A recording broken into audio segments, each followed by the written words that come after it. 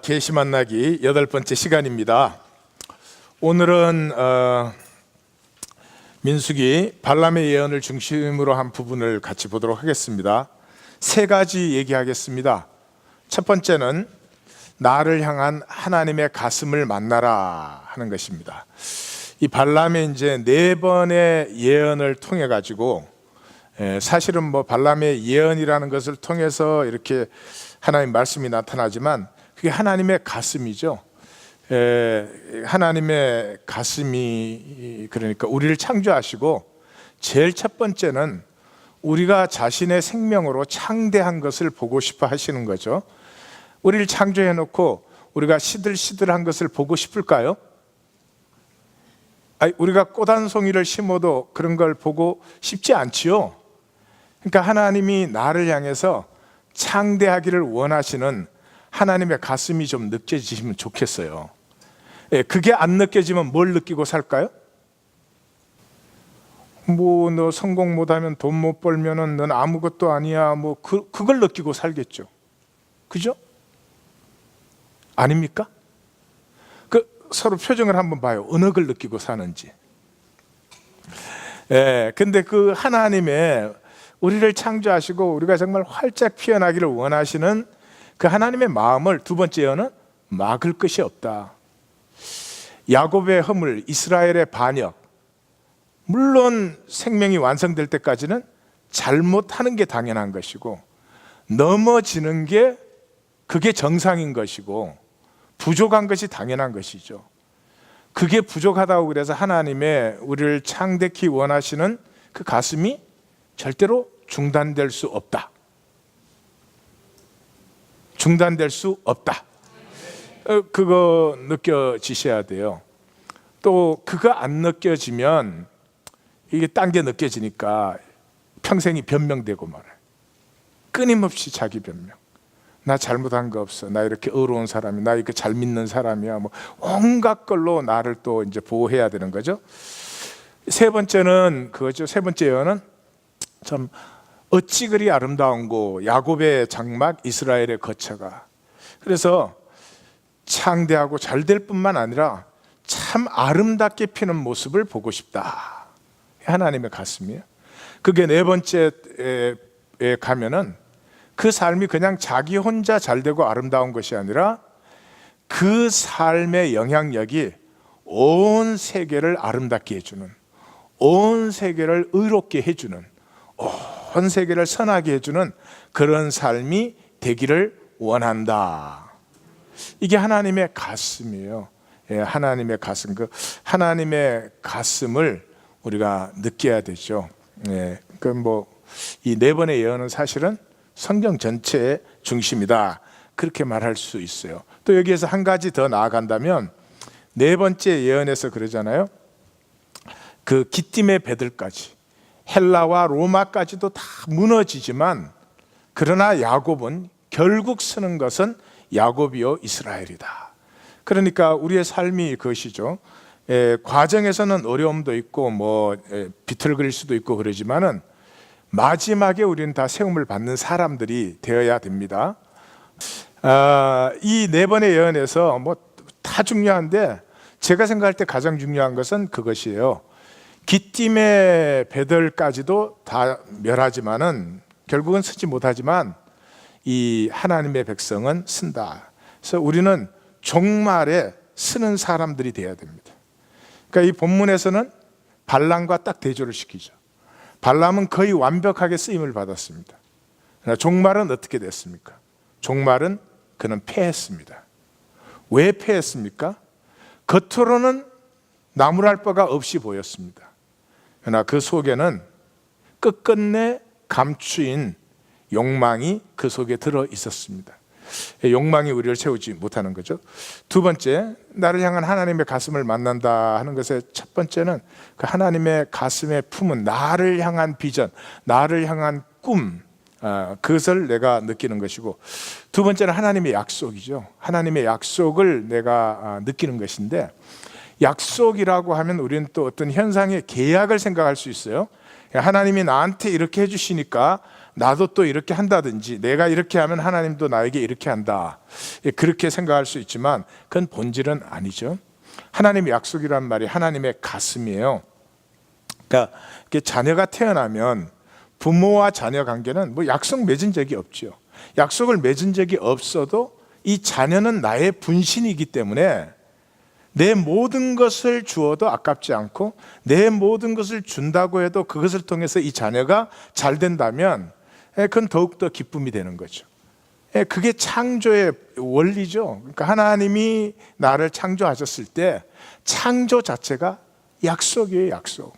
하나님은 나를 그냥 잘 되면 좋겠지만 안 되면 할 수 없지, 그렇게 창조하신 것이 아니고요, 우리 한 사람 한 사람에게 자신의 모든 것을 다 부어줘도 좋다. 나의 모든 영광이, 나의 모든 생명이 너에게서 피어나기를 원한다. 이 하나님의 가슴을 표현하는 말이 하나님의 약속, 뭐 계약 이런 말이지, 이 계약을 어떤 조건으로 생각하면 안 된다. 그래서 하나님의 약속이란 말은 하나님의 가슴일 뿐만 아니라 하나님의 본성이다. 하나님의 본성이다. 아브라함이 부르심을 받았다 그러잖아요. 그러면 하나님이 아브라함만 불렀겠어요? 그 시대 모든 사람을 다 불렀죠. 불렀는데 그 하나님의 본성의 가슴을 받은 사람은 아브라함밖에 없는 거죠. 그러니까 이 하나님의 가슴을 받으면 우리가 받을 수 있는 존재가 되지 못하지만, 그때부터 하나님이 인도하셔서 우리로 창세기 22장 모리아 산에 이르게 한다. 그게 우리의 완성인데 우리는 절대로 그리로 못 갑니다. 우리는 요만큼도 손해를 보기 힘들어하는 존재예요. 근데 어떻게 나를 내주는 것까지 우리는 할 수 있을지 몰라. 그러나 사랑하는 독자를 내주는 것, 그건 우리 중에 할 사람이 없어요. 나는 셋 있지만 하나도 안 돼.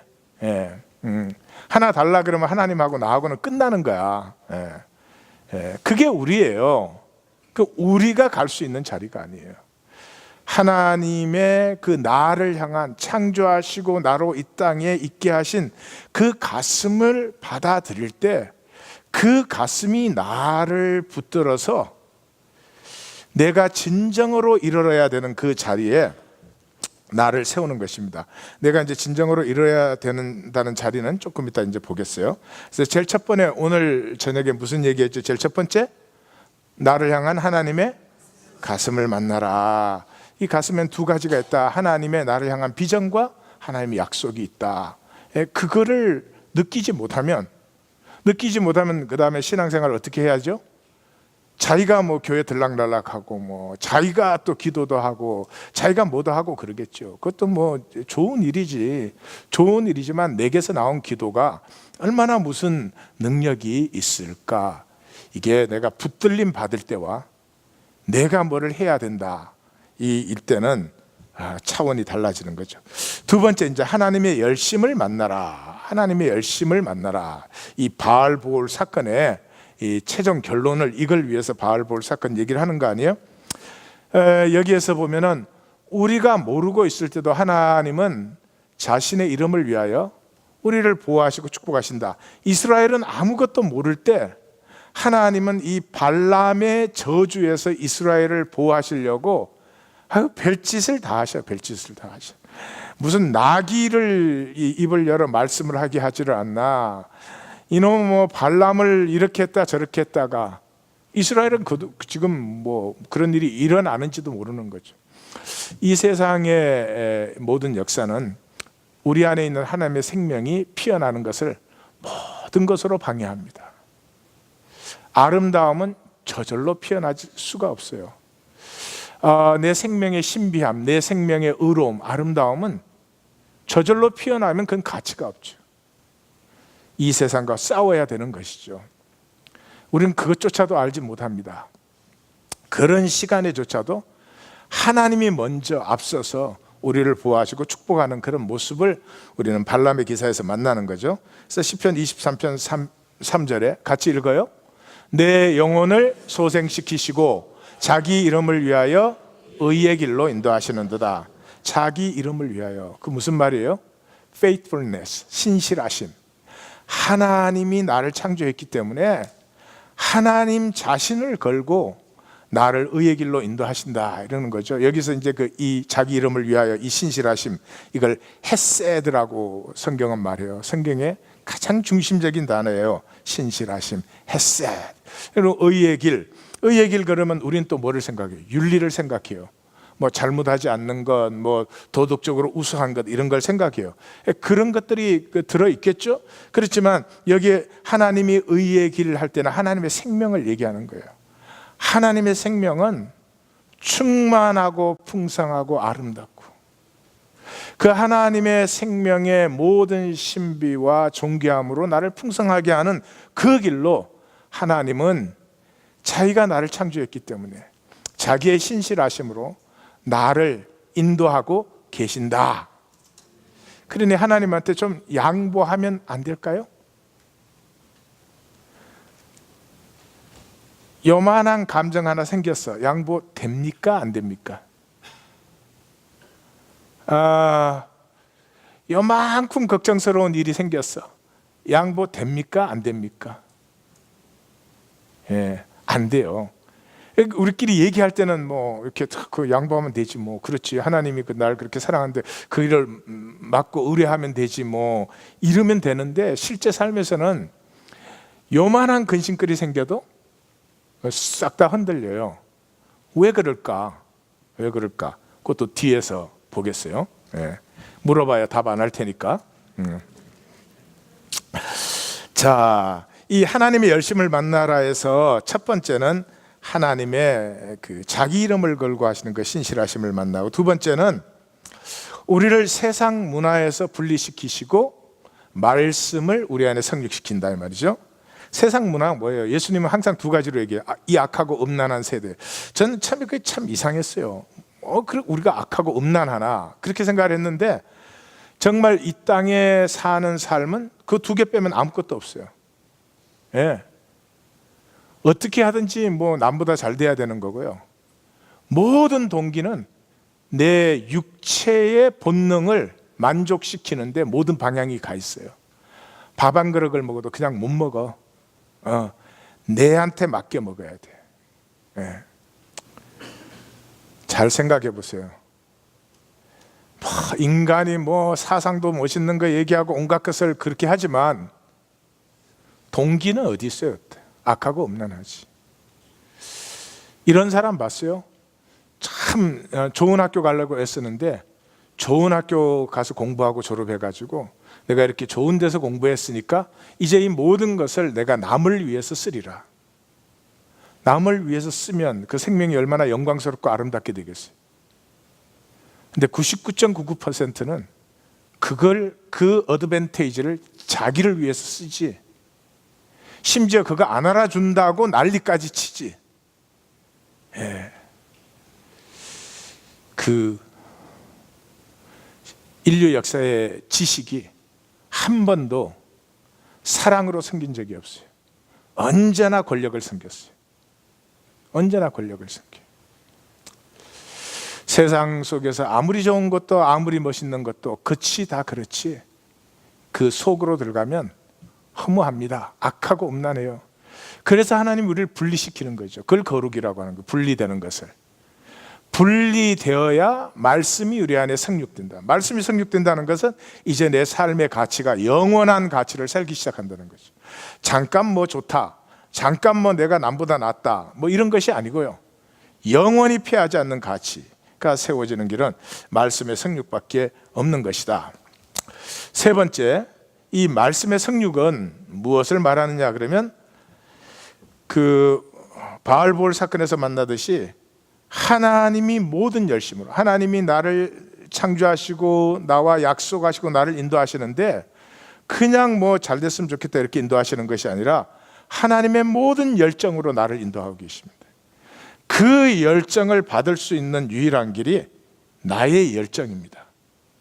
그냥 뭐 좀 어떻게 사정되는 대로 해보지, 형편되는 대로 해보지, 그렇게 해서 하나님의 열정과 만나지지 않습니다.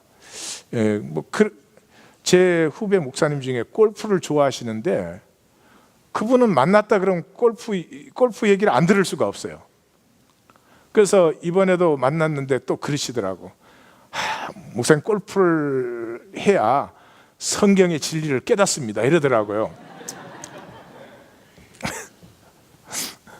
내가 그랬죠. 그 골프 안 하고 깨닫는 길은 없을까? 그랬더니 어려울걸요 이러더라고요.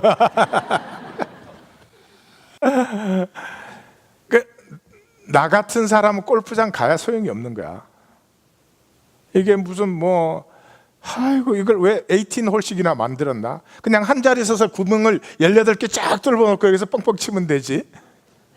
난 그럴 테니까 보나마나. 근데 그 좋아하는 사람 얼마나 즐겨요? 그러니까 열정을 받을 수 있는 건 열정밖에 없어요. 근데 여기에 중요한 비밀이 들었어요, 여러분. 하나님의 열정과 우리의 열정이 만날 때, 그것을 기쁨으로 누릴 때, 그때 인간의 에고가 쓰러질 수 있는 유일한 찬스예요. 우리의 에고는 죽을 때까지 없어지지 않습니다. 없애려고 하는 자는 어리석은 자예요. 에고가 쓰러지면 돼요. 에고는 언제 쓰러지느냐? 기쁘면 쓰러져요. 기쁘면. 예. 남편과 아내가 같이 기뻐할 때는 서로 에고로 바라보지 않아요.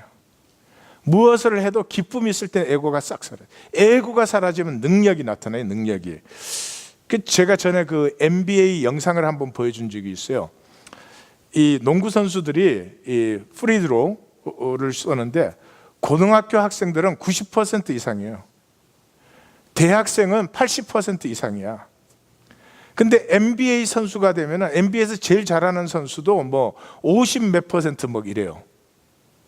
아니 NBA쯤 올라오면은 고등학교나 대학교 선수하고는 비교가 안 되죠. 치고 들어가서 점프해서 돌면서 막 슛을 하거든요. 근데 그 사람을 딱 이렇게 공짜로 골을 넣게 해주면 그럼 못 넣어. 제가 그때 뭐라고 했죠? 막 치고 들어갈 때는 농구의 영에 사로잡혀갖고, 예, 그냥 자기를 잃어버려요. 오로지 세상과 나는 온데간데였고 보이는 선 공과 이 후프만 보이는도다. 그래서 별 신기한 슛을 다 해요. 근데 딱 세워놓고 공짜로 주면 이때부터 뭐가 돼요? 에고가 딱 들어와요. 이거 넣어야 되는데 그러면 잘 넣어질까요? 안 넣어질까요?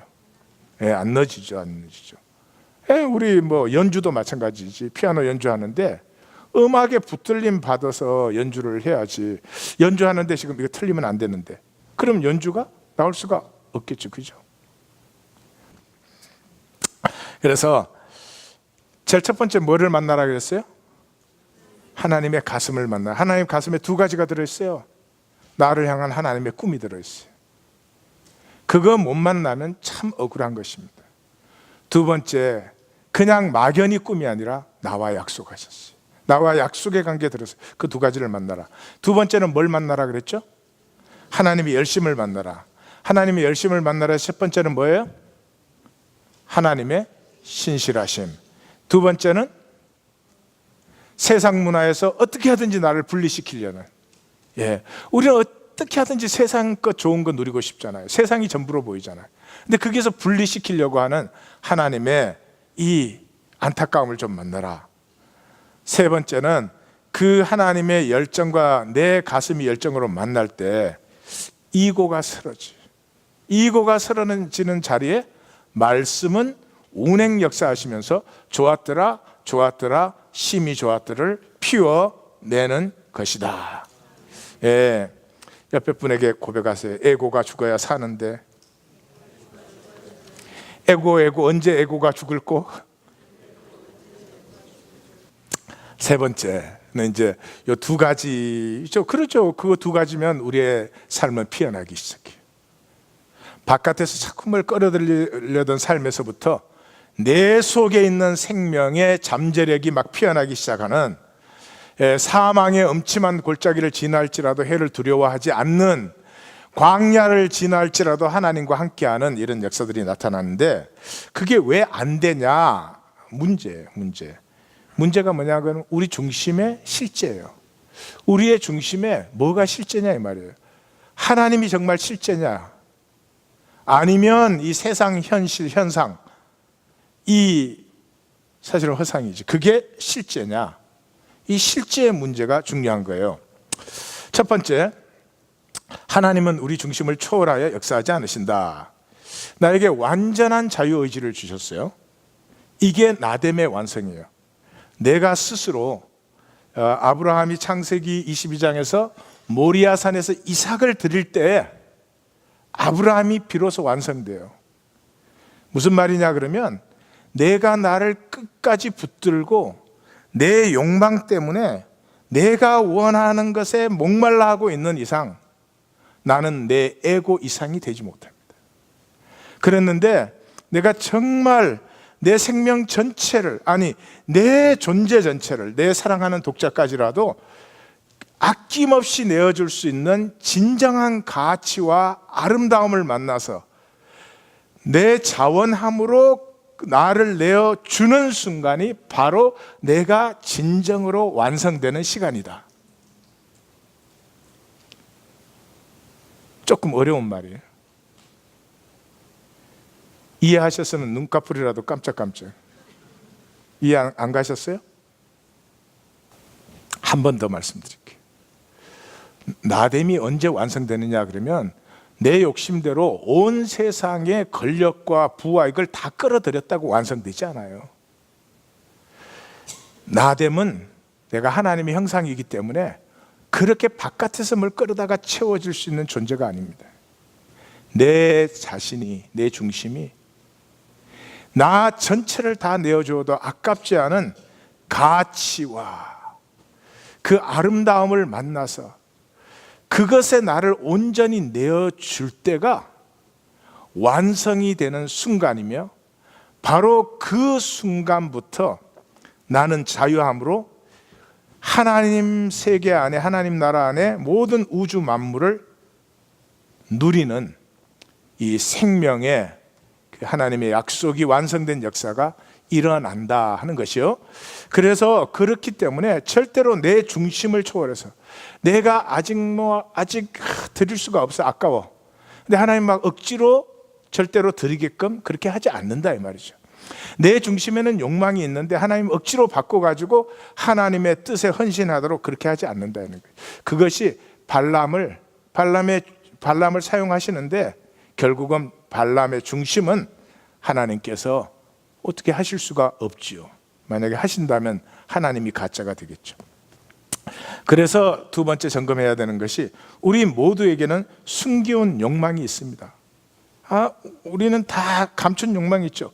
여러분, 우리가 겉으로 보면은 우리가 얼마나 괜찮은 사람들이에요.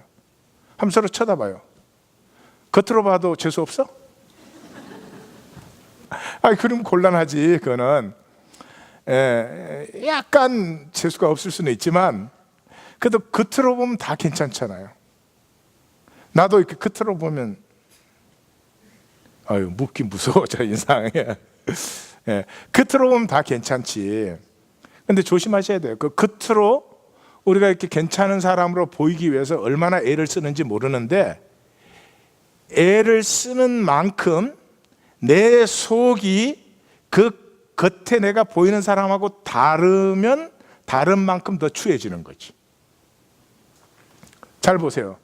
겉으로 사람 앞에서는 우리가 얼마나 이렇게 괜찮은 사람, 심지어 교회 오면 신앙 좋은 사람으로까지 보이려고 애를 쓰는데 그렇게 애쓰는 만큼 우리의 속이 다르면 우리 스스로 우리를 점점 더 추하게 만드는 것이다.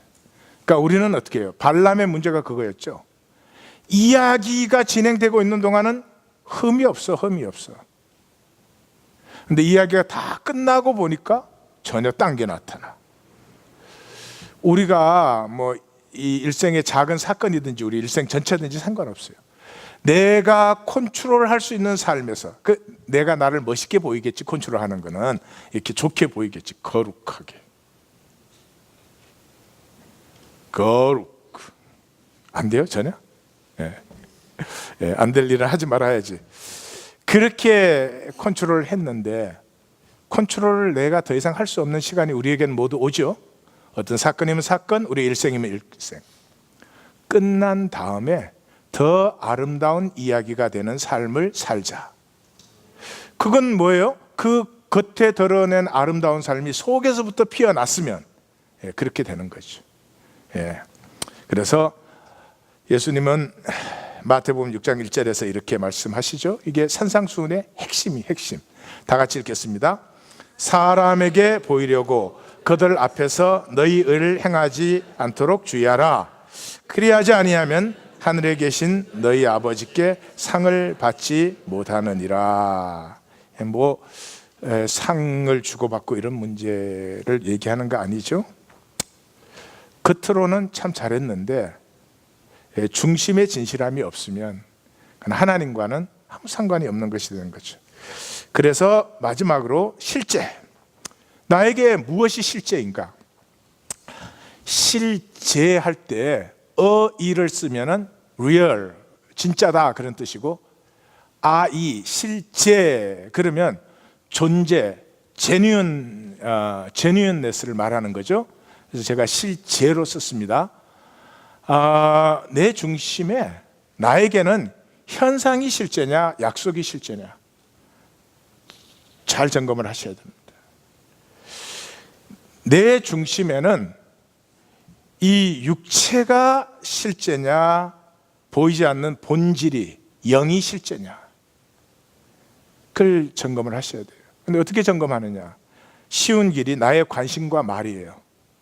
나는 항상 어디에 관심이 있나? 응? 내 관심이 돈에 있나 하나님에 있나? 한번 잘 생각해 보세요. 관심 있는 실제에 관심을 기울이게 돼 있어요. 실제 아닌 것에 관심을 기울일 수가 없어요.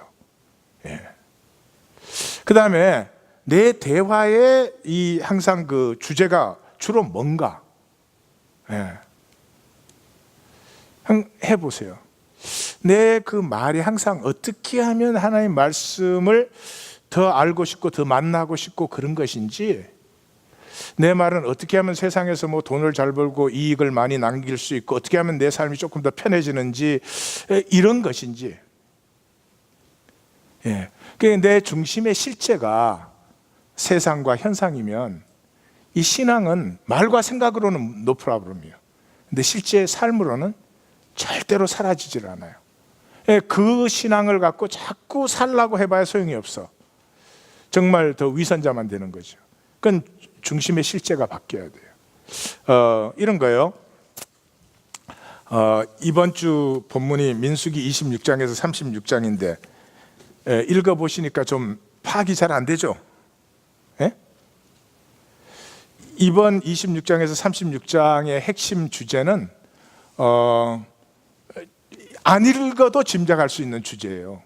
주제가 너무나 당연하니까 상식적인 주제고, 이게 이제 요단을 건너기 전에 뭐 이게 당연한 거기 때문에 안 읽고 그냥 짐작해도 말할 수 있는 핵심 주제예요. 근데 제가 이렇게 한번 올려보세요 올렸는데 한 건도 안 올라와. 제가 생각할 때 그래. 26장에서 36장까지 읽으면 막 헷갈릴 것 같아. 뭐 별로 뭐 얘기가 어지럽게 막 다 나오니까. 그러니 그 말씀이 어떻게 내 가슴에 부딪힐 수가 없잖아요. 내 가슴에 부딪히려면 이게 이야기로, 하나님의 이야기로 내 가슴에 만나져야 되는 것이고, 그 이야기로 만나면 이렇게 말로 표현을 안 해도 하나님이 왜 이야기하시는구나, 그게 그냥 느껴지는 거죠. 그러니까 그렇게 말씀이 가슴에 닿기 시작해야지 말씀이 성육되는, 말씀이 내 속에서 혼돈과 공허와 흑암을 깨고 좋았더라 심히 좋았더라를 펼쳐내는 역사가 말씀이 이 역사하시는 거예요.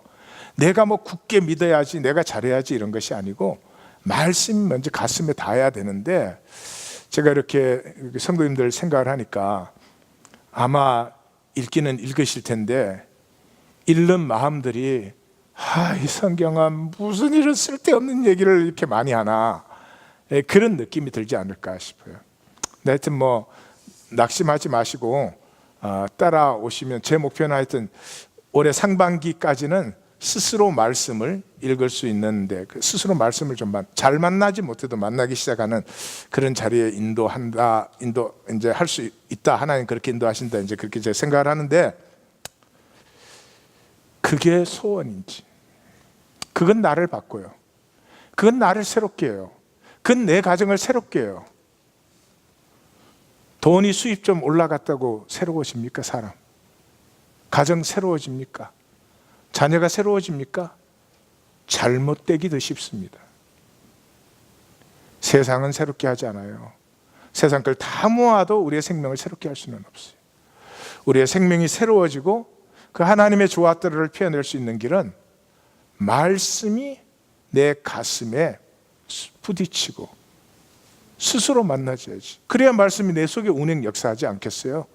근데 그 말씀은, 이 약속은 나에게 실제가 아니에요. 그럼 뭐 교회 오면 그러니까 나도 참 그랬으면 좋겠네, 나도 그러면 좋기는 좋겠지만 그건 잠시고 내 중심의 실체는 항상 관심이 돈이 좀 더 있었으면, 조건이 좀 좋아졌으면,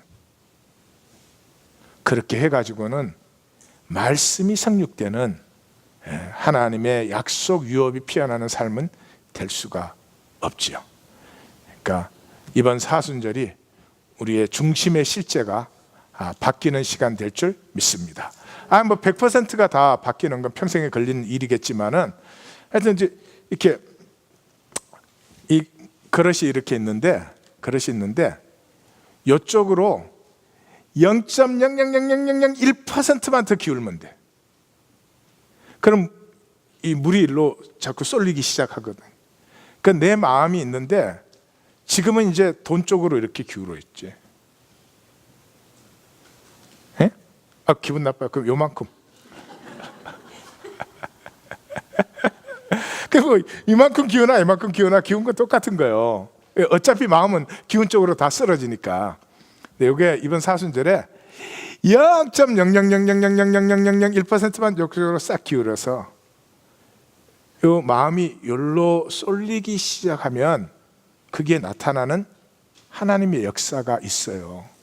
그게 체험되어지면 스스로 알아서 할 일이지 제가 뭐 이렇게 자꾸 할 일은 아니죠. 옆에 분에게 인사하십시다. 0.0000001%의 역사가 이번 사순절에 있을 줄 믿습니다.